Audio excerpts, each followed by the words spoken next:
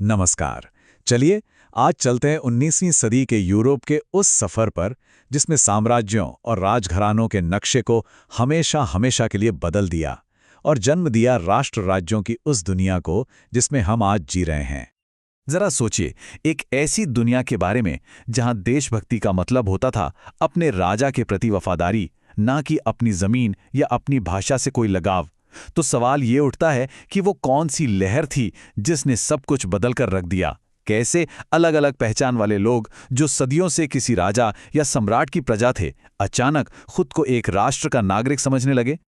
देखिए, इस बदलाव की जड़ें समाज के इसी बंटवारे में छिपी थी। एक तरफ थे कुलीन और शासक वर्ग जिन्हें जन्म से ही सारी ताकत और सारे अधिकार मिले हुए थे, और दूसरी तरफ थी आम जनता जो अब सिर्फ हुक्म मानने वाली प्रजा बनकर नहीं रहना चाहती थी। वो अब नागरिक बनना चाहती थी जिनके अपने अधिकार हों और जिनकी बात सुनी जाए। एक नई चेतना, एक नई सोच जाग रही थी। और इस नई चेतना की जो चिंगारी थी ना, वो भड़की 1789 में फ्रांसीसी क्रांति से। एक ऐसी घटना जिसने पूरे यूरोप को हमेशा के लिए बदल दिया। तो देखिए, क्रांति से पहले का जो फ्रांस था वो समाज 3 हिस्सों में यानी एस्टेट्स में बटा हुआ था। पादरी और कुलीन वर्ग जो आबादी का बहुत छोटा सा हिस्सा थे, उनके पास सारे मजे, सारे अधिकार थे। जबकि लगभग 97% आबादी यानी तीसरा स्टेट सारे टैक्स का बोझ उठाता था। यहाँ किसी की पहचान और किस्मत उसके जन्म से तय होती थी, उसकी काबिलियत से नहीं।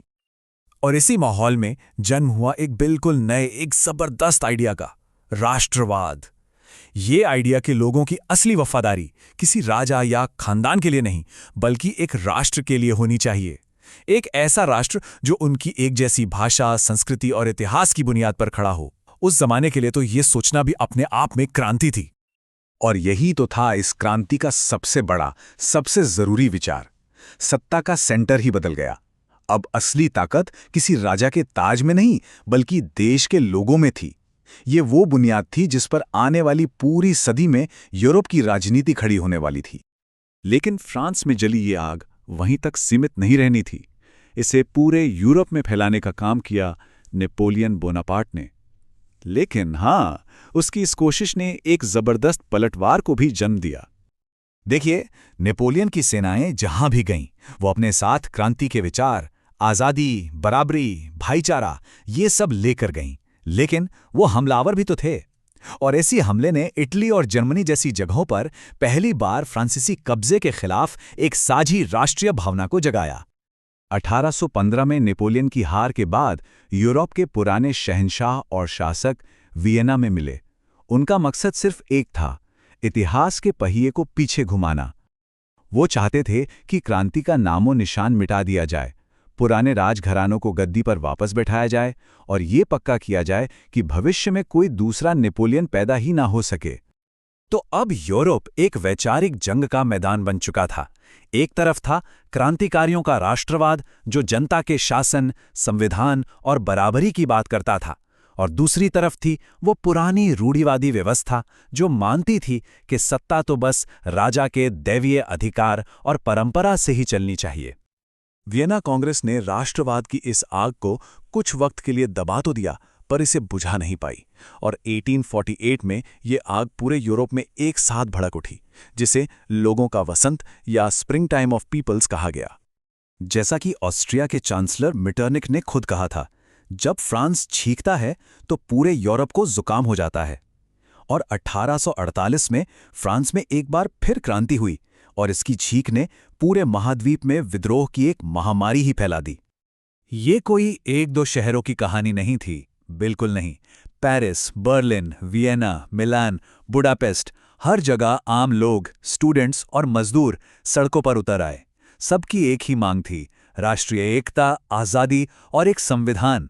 हंगेरियन लोग ऑस्ट्रियाली साम्राज्य से आज़ादी चाहते थे, तो पोलिश लोग अपने बिखरे हुए राष्ट्र को फिर से एक करना चाहते थे। लेकिन जनता का ये सपना अधूरा रह गया। इन क्रांतियों को बड़ी बेरहमी से कुचल दिया गया। इसका सबसे बड़ा उदाहरण जर्मनी में देखने को मिला, जहां फ्रैंकफर्ट संसद ने सभी जर्मन राज्यों को मिलाकर एक राष्ट्र बनाने की पेशकश की और इसका ताज प्रशिया के राजा को देना चाहा। लेकिन राजा ने ये कहकर ताज ठुकरा दिया कि वो नालियों से उठाया हुआ ताज नहीं पहनेगा। मतलब साफ था, वो जनता से मिली सत्ता स्वीकार नहीं कर सकता था।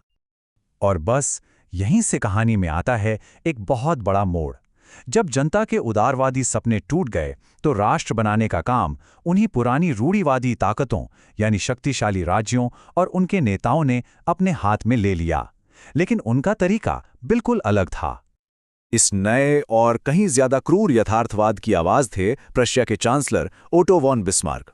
उनका यह मशहूर कथन साफ साफ बताता है कि अब राष्ट्र का निर्माण आदर्शवादी बातों से नहीं बल्कि फौज, जंग और कूटनीति की ताकत से होगा। और बिस्मार्क ने बिल्कुल यही किया। प्रशिया जो उस वक्त का सबसे ताकतवर जर्मन राज्य था, उसकी ताकत का इस्तेमाल करते हुए बिस्मार्क ने 7 साल के अंदर 3 बिल्कुल सोची समझी जंगें लड़ीं। इन जीतों ने जर्मन लोगों में जबरदस्त राष्ट्रवादी भावना जगाई और आखिरकार सारे छोटे बड़े राज्य एक होकर एक शक्तिशाली जर्मन साम्राज्य के झंडे तले आ गए। लगभग ऐसी ही एक कहानी इटली में भी लिखी जा रही थी। यहां मेज़िनी जैसे क्रांतिकारी के विचारों ने आज़ादी की लौ जलाई, कैवूर जैसे चतुर नेता ने कूटनीति का जाल बुना और गैरिबाल्डी जैसे जांबाज योद्धा ने अपनी सेना के साथ इटली के दक्षिणी हिस्से को जीत लिया।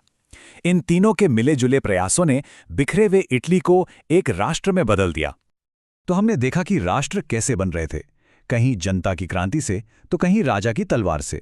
लेकिन इस राष्ट्रवाद का एक अंधेरा, एक खतरनाक पहलू भी था जो बहुत जल्द ही दुनिया के सामने आने वाला था। पर हां, हर देश का रास्ता खून और लोहे वाला नहीं था। ग्रेट ब्रिटेन को देखिए, यहां राष्ट्र का निर्माण किसी एक क्रांति या जंग से नहीं बल्कि सदियों में धीरे धीरे हुआ। इंग्लैंड, स्कॉटलैंड और वेल्स के बीच राजनीतिक समझौतों और कानूनों के जरिए। ये दिखाता है कि राष्ट्र निर्माण का कोई एक फॉर्मूला नहीं था। लेकिन यूरोप का एक कोना था जहां राष्ट्रवाद सबसे ज्यादा विस्फोटक साबित हुआ, बाल्कन प्राय द्वीप। ये इलाका जो कमजोर पड़ रहे ऑटोमन साम्राज्य के कंट्रोल में था, अलग अलग राष्ट्रवादी महत्वाकांक्षाओं का अखाड़ा बन गया और इसे यूरोप का बारूद कहा जाने लगा। यहां समस्या बहुत ज्यादा जटिल थी। सर्ब, ग्रीक, बुल्गारियन, रोमानियन कई जातीय समूह अपनी आज़ादी चाहते थे। ओटोमन साम्राज्य की पकड़ ढीली पड़ रही थी, जिससे एक पावर वैक्यूम बन गया था। और इस मौके का फायदा उठाने के लिए रूस और ऑस्ट्रिया हंगरी जैसी बड़ी ताकतें भी इस खेल में कूद पड़ी। इन सब ने मिलकर बाल्कन को एक ऐसे बारूद के ढेर में बदल दिया जिसमें बस एक चिंगारी लगने की देर थी। तो आखिर में 19वीं सदी के इसी राष्ट्रवाद ने साम्राज्यों को तोड़कर देशों की वो दुनिया बनाई जिसे हम आज जानते हैं।